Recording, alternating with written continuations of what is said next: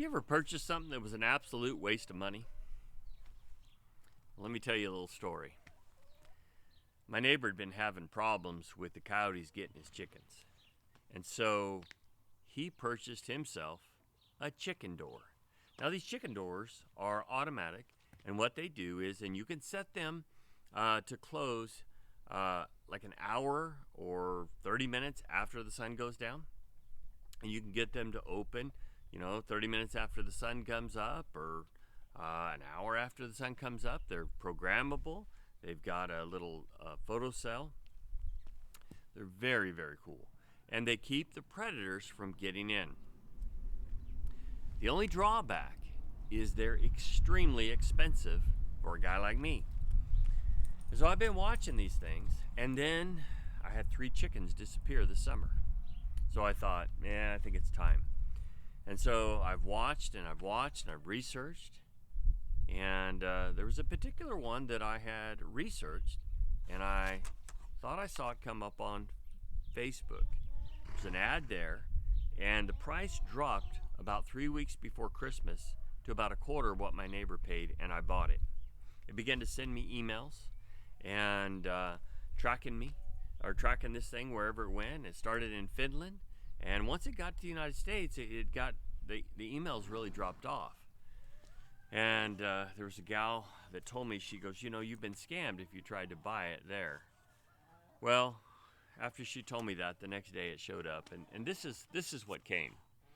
And while I wasn't really scammed, I found out this thing is not that great.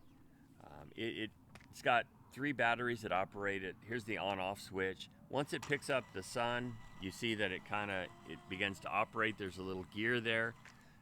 This is an extremely thin door. I don't think that's going to keep out any kind of serious predator whatsoever. Even when it's closed, you'll see that it doesn't take a lot to get that thing opened up. So if it doesn't go all the way down, it's just passing right past that gear. I had to, in fact, take it apart, and I had to lower the gear so it would actually open the thing. I don't think it's going to work at all. I think it was a complete and absolute waste of money. I don't like when that happens. I don't like when money is wasted. Why am I telling you about a chicken door?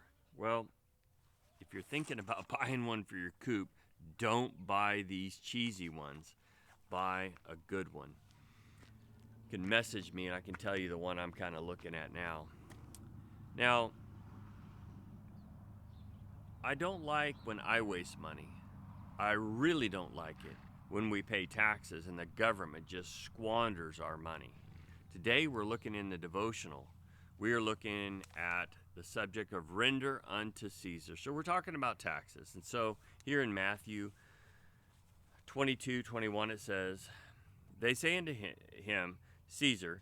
Then he said unto them, render therefore unto Caesar the things which are Caesar's, and to God the things that are God's. And so the devotionalist does a wonderful job really kind of sharing how difficult it was for the people to pay their taxes during that time period. One, just the financial impact it had on them. And we know a little bit about the tax collectors and how they would swindle the people.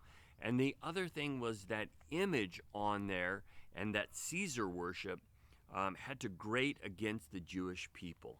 Now today we find ourselves in a very similar situation. We find a situation to where our government is funding activities that are ungodly. And so for us, how do we handle that sort of thing? Now, one thing that you might realize is that as we kind of march along, that there are more and more things that are coming out. And so what's the response? I'd be curious to hear what you have to say. How will you respond in this kind of situation? One thing maybe is to realize that the God of Mammon is ruling this world, and we might need to actually operate the way God intended us, to where maybe we plant our own food, maybe we grow our own stuff, maybe we share with one another. maybe there's other ideas of things that you have that can keep us honoring God and not playing into the God of Mammon's sin and just absolute, utter atrocities. I'd be curious to hear what you have to say. This is some difficult devotionals this week, and I thank you for taking this journey with me. I'm curious to hear what you have to say. May God richly bless you. We'll see you soon.